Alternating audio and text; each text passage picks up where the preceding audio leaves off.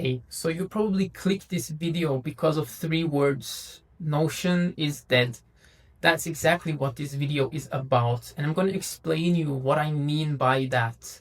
Okay, but before we go into the video, I'm going to say that I am still using Notion. Notion helps me with a few things, but in reality, Notion has become pretty much what I want to call a dead library.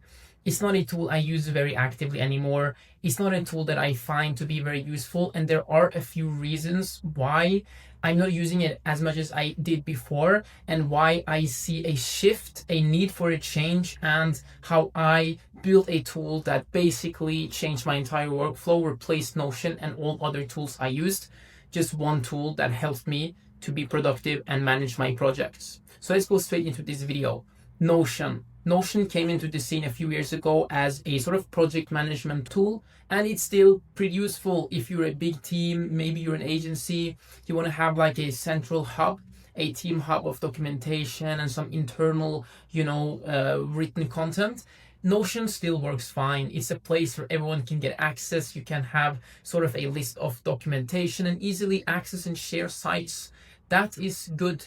But if you're thinking about Notion as a productivity tool, as really a sort of a working tool where you can write stuff, get tasks done, or like a second brain, I'm sorry to say, but Notion doesn't really fit the bill. And many people started making their own templates, and I was one of them. I made, custom templates, and I earned, up to $2,000 at one point selling, some specific templated stuff within one niche. However, Notion as a second brain, there was always a lot of aspirations for it, and it did somehow work, but it almost always failed, and it didn't really feel exactly what you need, because you're sort of mixing components together, trying to make a nice second brain, but after some time it becomes clunky. It doesn't become the place that really works for the long term. And there are a few reasons for that, but the way Notion is set up is like a library, and we're gonna go into that. But it's basically like a set of nested pages. So you have the main page, then you have the page inside and the page inside there, and you can organize things in that way.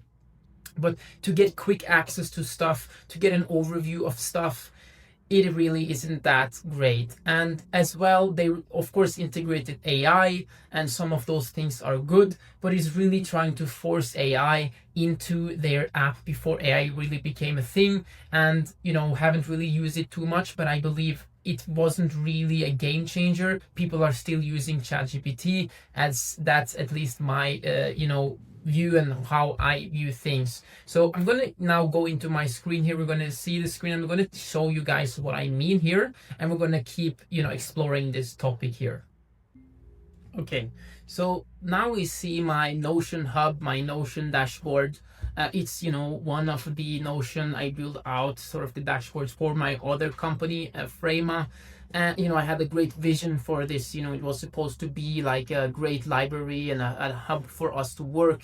We're 2 to 4 employees there, and it was supposed to be a place where you can manage stuff and do everything. And in reality, after building out each of these places and trying to add information into each of them, I never used any of these places except for one, which is the income tracker. I'm going to give it the sort of gratitude or praise where it's due. The income sort of stuff and the graph functionality and the ability to make graphs and tables and stuff is very nice. I really like that. And of course, I do like the ability to sort of quickly make some documentations and share. But honestly, when I say that it's just like a library that doesn't really become used, you can really see that here. And you can see that, there is all these pages and, not really anything that gets used. And it's like some idea that you had in one time, and then how to take that further. And even if there is a lot of gold here, now you're sitting on a lot of gold and a lot of great content, how do you drive that further? It just becomes more context in your brain, more things that you have to think about, more things that you have to remember where it is, and take the content, now you have to paste it.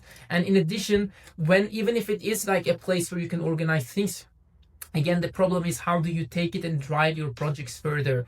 And now we're going to go into another tool, because there's another tool that has changed everything, just ChatGPT. So ChatGPT is very beautiful and nice. Why? Because you have one chat interface. You just talk, you just ask a question, and you get an answer. It can research, it can even do some tasks for you. And so, you can literally ask it anything, and it will be writing for you, answering for you, writing emails for you. And the reason it's so simple is because there's one interface and there's the chats. And yes, it's true that many of these chats, you're not using these chats that like are very old, except if they are very important. However, the memory of the AI keeps on going, so you can ask something, and what you asked before, the output it gave before, it will remember. And this is how the sort of new interface, new way of working, new way of using tools have become with AI, a memory, intelligence app that really works, right? And so how can you merge this with Notion? Because Notion is good in a way where you can have things accessible, you can find things, right? You can check things, and you have all of these nice content which the AI makes, but you really don't have a nice place to see it. You have to copy it yourself, and you have to add it into your tool. So this is the problem that I have tried to solve with Thinklist. So let's go straight into Thinklist right now, and I'm going to show you the difference. So basically, Thinklist merges these two concepts into one. You have one chat, and let me log in here so we guys can see everything I mean. So you have one chat, and you can literally write anything. Let's say that I want to write or get a list of something. Okay, then I will write that into the chat here. Okay, I have a sentence or a task. Make me a list of the best Notion alternatives. Now, what it's going to do, it's going to be like ChatGPT, where it's going to, search for that, research, go to the internet, and it's going to give you the list. But on top of that, it's going to place it in an actual list. So you're going to be, it's like automating the Notion work, all the tedious Notion work that you did to create your own list, your own document. It's all on autopilot with AI. So you write it like this, and then you will basically see that within a few seconds, a list has been created in my list section, and I can now see it, and I can, use that further.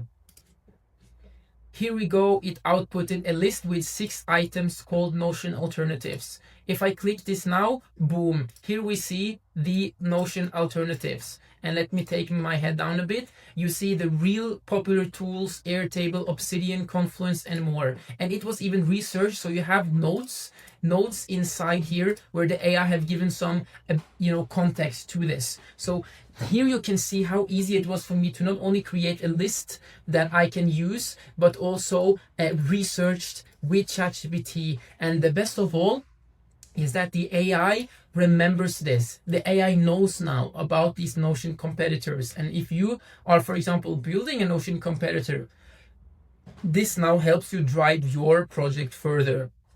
Let's go into another aspect about Thinklist, something I really, really like myself. It is docs. So I have a lot of docs here, and now you will see some of what I have written myself, so be it.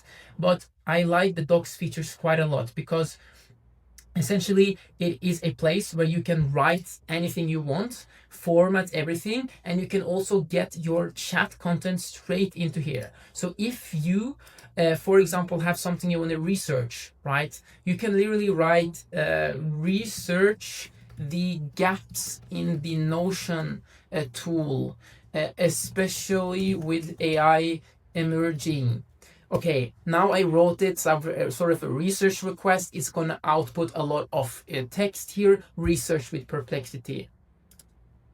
Boom. So now we have the output. It has sources, it has been researched, and it's very nice. And what can I do with this? I can press the docs button, and it will automatically add it to my docs. So now I have a research AI document about Notion and the gaps in the market with exactly what I just researched here. And this is, you know, some of the ways you can optimize your research, optimize your project management. Now, what is the benefit of this? Because you tie this into your project. So my project, for example, the tool I'm building here is called Thinklist.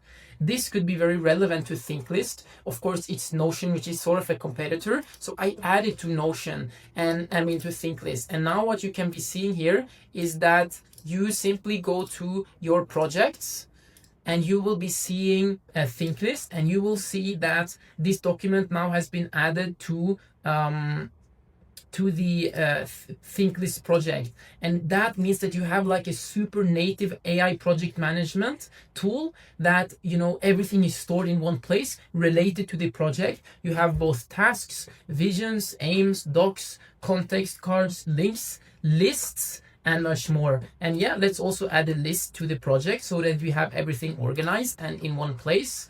And the way we do that is by going here and we edit, and then we add it to project and we find Thinklist. Boom, save changes, and now it's added to my project. So this is an AI native project management tool. If this is something that looks cool to you, you know, write and organize things through AI, get lists, tasks, documents, files, everything just easily manageable.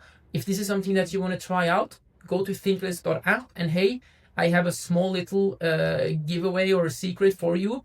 If you use the code half50, you're gonna get 50% off. There is a limited number of uses for that discount code because, you know, it literally is a huge discount and I'm giving it to only the early users. So if this is something you like using after the free trial, implement the discount code and we will see your productivity skyrocket. So I hope this video was interesting to you, and if you like it, leave a like, comment and subscribe, and I'll see you in the next.